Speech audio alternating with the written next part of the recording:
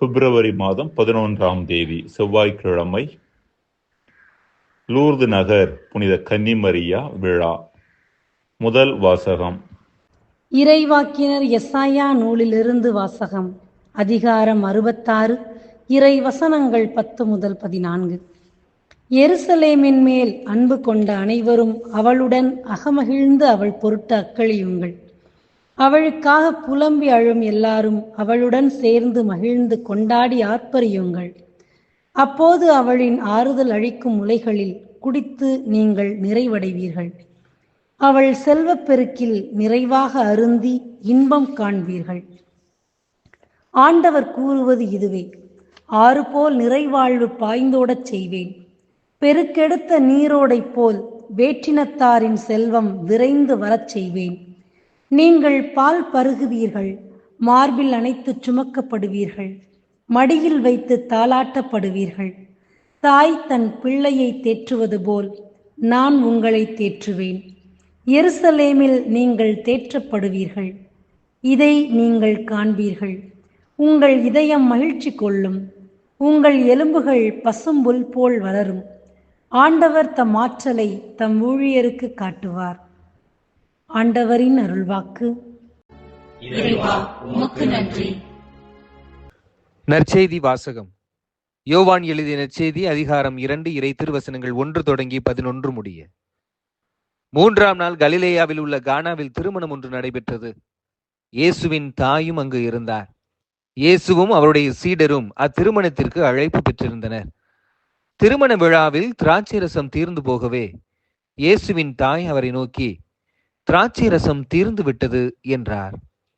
இயேசு அவரிடம், அம்மா, அதை பற்றி நாம் என்ன செய்ய முடியும்? எனது நேரம் இன்னும் வரவில்லையே என்றார். இயேசுவின் தாய் பணியாளரிடம், அவர் உங்களுக்கு சொல்வதையெல்லாம் செய்யுங்கள் என்றார். யூதரின் தூய்மைச் சடங்குகளுக்கு தேவையான 6 கல் தொட்டிகள் அங்கே இருந்தன. அவை ஒவ்வொன்றும் 2-3 குடம் தண்ணீர் கொள்ளும். இயேசு அவர்களிடம், இத்தொட்டிகளில் தண்ணீர் நிரப்புங்கள் என்று கூறினார். அவர்கள் அவ்வாறே விளிம்பு வரை நிரப்பினார்கள். பின்பு அவர், இப்போது மொண்டு பந்தி மேற்பார்வையாளரிடம் கொண்டு போங்கள் என்று அவர்களிடம் கூறினார். அவர்களும் அவ்வாறே செய்தார்கள். பந்தி மேற்பார்வையாளர் திராட்சை ரசமாய் மாறியிருந்த தண்ணீரை சுவைத்தார். அந்த ரசம் எங்கிருந்து வந்தது என்று அவருக்கு தெரியவில்லை. தண்ணீர் மொண்டு வந்த பணியாளருக்கே தெரிந்திருந்தது. ஆகையால் பந்தி மேற்பார்வையாளர் மணமகனை கூப்பிட்டு, எல்லாரும் நல்ல திராட்சை ரசத்தை முதலில் பரிமாறுவர், யாவரும் விருப்பம் போல் குடித்த பின்தான் தரம் குறைந்த ரசத்தை பரிமாறுவர். நீ நல்ல ரசத்தை இதுவரை பரிமாறாமல் ஏன் வைத்திருந்தீர் என்று கேட்டார். இதுவே இயேசு செய்த முதல் அரும் அடையாளம். இது கலிலேயாவில் உள்ள கானாவில் நிகழ்ந்தது. இதன் வழியாக அவர் தம் ஆட்சியை வெளிப்படுத்தினார். அவருடைய சீடரும் அவரிடம் நம்பிக்கை கொண்டனர். ஆண்டவரின் அருள்வாக்கு. கிறிஸ்துவே, உமக்கு புகழ். அன்பின் அருட்சுனையாய், ஆற்றலின் ஊற்றாய், இரக்கத்தின் இருப்பிடமாய், ஈடு இணையற்ற விதத்தில் உலக மக்கள் மீது ஊதாரித்தனமாக அன்பை பொழியும் நம் அன்னையின் விழாவை, லூர்து அன்னையின் விழாவை இன்று கொண்டாடுகின்றோம். 1858ஆம் ஆண்டு பிப்ரவரி மாதம் 11ஆம் தேதி முதல் ஜூலை மாதம் 14 வரையிலான நாட்களில் ஏறத்தாழ 18 முறை பெர்னதத் சுபீர் என்ற சிறுமிக்கு அன்னை மரியா பிரான்ஸ் நாட்டில் லூர்து நகருக்கு அருகில் உள்ள பிரனீஸ் மலையடிவாரத்தில் காட்சி கொடுத்தார். அன்று முதல் இன்று வரை அன்னையின் பிரசன்னம் அந்த இடத்தில் தொடர்ந்து வெளிப்பட்டு கொண்டே இருக்கின்றது. பாவிகளுக்கு மனமாற்றத்தையும், நோயாளிகளுக்கு குணத்தையும், வலுவற்றவர்களுக்கு திடனையும் தரும் இடமாக விளங்கிக் கொண்டிருக்கின்றது. லூர்து அன்னையின் விழாவை கொண்டாடும் இன்றைய நாளில் நமக்கும் நம்முடைய குடும்பங்களில் உள்ளோருக்கும் அன்னையின் வழியாக இறைவன் புதுமை செய்ய மாட்டாரா என்ற ஏக்கமும் எதிர்பார்ப்பும் உண்டு. நிச்சயமாக அன்னை லூர்து நகரில் மட்டுமல்ல, உலகின் எல்லா இடங்களிலுமே தன் திருமகனிடம் நமக்காக பரிந்து பேசி புதுமையை பெற்றுத்தர தயாராக இருக்கின்றார். அவர் நம்மிடமிருந்து எதிர்பார்ப்பதெல்லாம் சரியான மனப்பக்குவம் மட்டுமே. அன்பிற்குரியவர்களை, புதுமை என்பது ஒரு வழி பாதை அல்ல. அதாவது நாம் ஒன்று செய்யாமல் இருந்து கொண்டு இறைவனே அனைத்தையும் செய்து எல்லா பிரச்சனைகளையும் தீர்த்து வைக்க வேண்டும் என்று எதிர்பார்ப்பது சரியல்ல. மாறாக அது ஓர் இருவழி பாதை. நம்முடைய வாழ்க்கை நலம் பெற இறைவன் செயல்படுவது எவ்வளவு அவசியமானதோ அதே அளவிற்கு அவசியமானது நாம் செயல்படுவதும். நம் வாழ்வில் இறைவனது வல்லமைமிக்க காரியங்கள் நடைபெற வேண்டுமென்றால் நாம் செய்ய வேண்டிய ஒரு மிக முக்கியமான காரியம் குறித்து சிந்திக்கலாம். வகுப்பறை ஒன்றில் ஆசிரியர் ஒருவர் மாணவன் ஒருவனை நடுவில் நிறுத்தி அவன் கையில் ஒரு நீர் நிரம்பிய குவளையை கொடுத்து பிடித்திருக்க சொன்னார். பின்பு மற்ற மாணவர்களை பார்த்து, இம்மாணவன் 5 நிமிடங்கள் இக்குவளையை பிடித்துக் கொண்டிருந்தால் இவனுக்கு என்ன ஆகும் என்று கேட்க, மாணவர்களோ கை வலிக்கும் என்றனர். 10 நிமிடங்கள் பிடித்திருந்தால் என்று கேட்க, கை அதிகமாக வலிக்கும் என்று பதில் வந்தது. 1 மணி நேரம் பிடித்திருந்தால் என்று ஆசிரியர் கேட்க, அவனது கை மட்டுமல்ல உடல் முழுவதுமே வலுவிழந்துவிடும் என்றனர். ஆசிரியர் தொடர்ந்து பேசினார். இதுதான் நாம் கசப்பான அனுபவங்களை நமக்குள்ளே வைத்திருந்து அசைபோடும் போது நடப்பது. அவற்றை நமக்குள் அதிகமாக வைத்திருக்க அவை நம்மை பாதிக்க ஆரம்பிக்கின்றன. நம் வாழ்வின் சக்தியை செயல் இழக்கச் செய்து விடுகின்றன. எனவே மன்னிப்பின் மூலம் அக்கசப்பான அனுபவங்களை நாம் வெளியேற்றாவிட்டால் அவை நம்மை காயப்படுத்துவது மட்டுமல்லாமல் நம்மை முழுமையாக வலுவிழக்கவும் செய்து விடுகின்றன என்று சொன்னாராம். அன்னை கன்னிமரியா வழியாக இறைவன் தருகின்ற குணத்தை அனுபவிக்க மிகவும் அவசியமானது இந்த மன்னிப்பு. பிறருக்கு மன்னிப்பு அருள்வதும் பிறரது மன்னிப்பை தேடுவதும் முழு மனித வாழ்வுக்கு அவசியமானவை. இப்படிப்பட்ட மன்னிக்கின்ற மனப்பக்குவம் இல்லாமல் இறைவன் நம்மை குணமாக்க வேண்டும் என்று விரும்பினால் இறைவனால் கூட நம்மை குணமாக்க முடியாது என்பதுதான் உண்மை. எனவே அன்பிற்குரியவர்களை, குணம் பெறுவதற்கு அவசியமான இந்த மனநிலை மாற்றத்தை, அதாவது மன்னிக்கின்ற மக்களாக நாம் மாறுவது இன்றியமையாது என்பதைத்தான் அன்னை மரியாள் பெர்னதத்து சிறுமியிடம் வெளிப்படுத்தினார். எனவேதான் பெர்னதத்திடம் பாவிகள் மனமாற்றத்திற்காக ஜெபி என்று அடிக்கடி கூறியதாக நாம் பார்க்கின்றோம். பாவிகளது மனமாற்றம் என்பது அவர்கள் தங்களது கடுமையான பழிவாங்கக்கூடிய மனநிலையே இருக்காமல் அவர்களை மற்றவர்களை மன்னித்து இறைவனை தேடி வர வேண்டும் என்கிற செய்தியைத்தான் அவர் அங்கு வெளிப்படுத்துகின்றார். ஜெபம். இறைவா, உம்மிடமிருந்து புதுமைகளை எதிர்பார்க்கும் நாங்கள் அதற்கு தேவையான மனநிலையை எம்மை உருவாக்கிக் கொள்ள வரம் தாரும். ஆமேன்.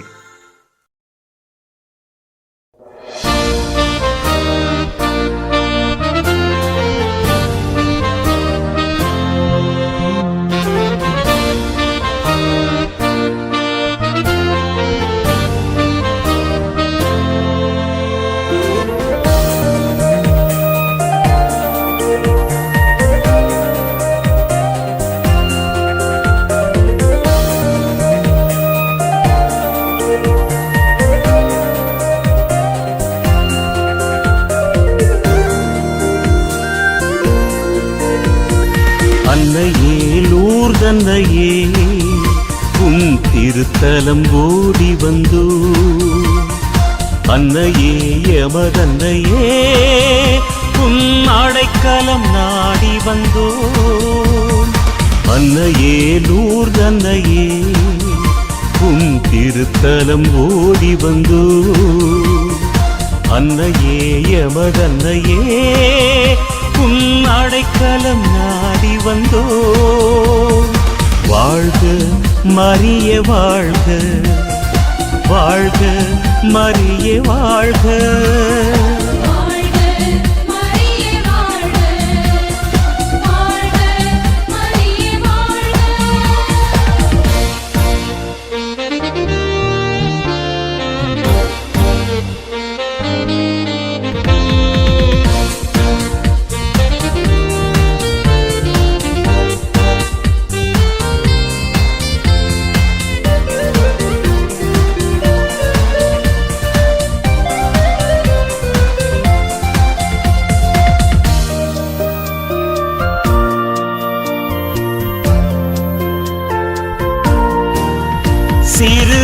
அடைக்கலான் குருவி போல எம்மை அனுதினம் காப்பவளே, சிறு அடைக்கலான் குருவி போல எம்மை அனுதினம் காப்பவளே, உம்மை அண்டி வருவோர்க்கெல்லாம் உமதன்பை பொழிபவளே, உம்மை அண்டி வருவோர்க்கெல்லாம் உமதன்பை பொழிபவளே.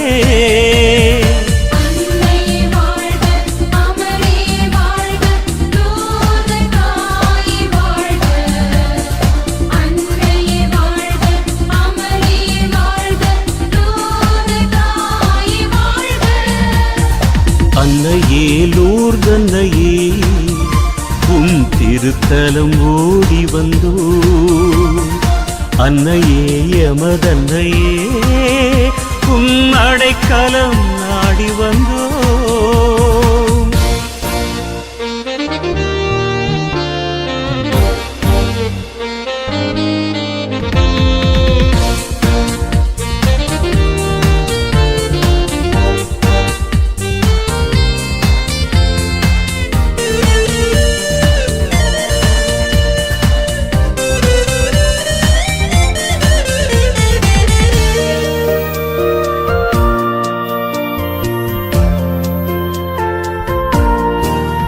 பெரும் புயலென துயர் வந்தாலும் அதை கடந்திட கரம் தந்தீரே, பெரும் புயலென துயர் வந்தாலும் அதை கடந்திட கரம் தந்தீரே, பாதை தவறி தவித்த போதிலும் பெரும் சுடராய் வழி காட்டினாய், பாதை தவறி தவித்த போதிலும் பெரும் சுடராய் வழி காட்டினாய்.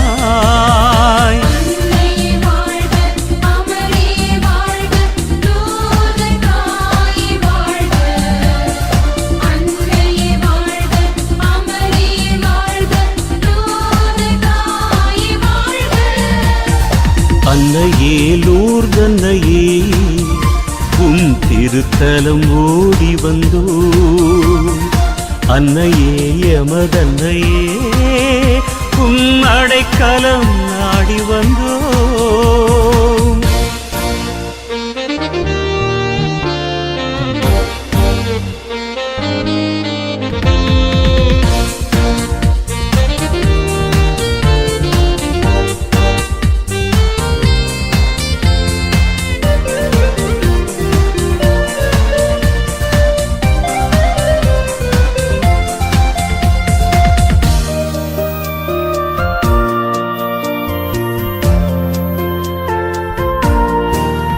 இயேசு கல்வாரி சிகரமதில் உம்மை மனுக்குல தாயாக்கினார், இயேசு கல்வாரி சிகரமதில் உம்மை மனுக்குல தாயாக்கினார்.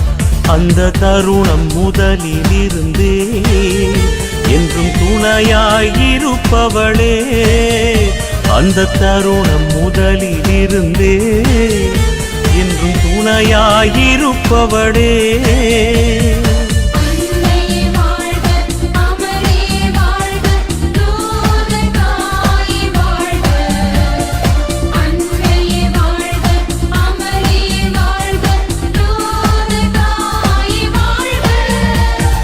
அன்னையே லூர்தன்னையே உம் திருத்தலம் ஓடி வந்தோ, அன்னையே எமதன்னையே உம் அடைக்கலம் நாடி வந்தோ, அன்னையே லூர்தன்னையே உம் திருத்தலம் ஓடி வந்தோ, அன்னையே எமதன்னையே உம் அடைக்கலம் நாடி வந்தோ.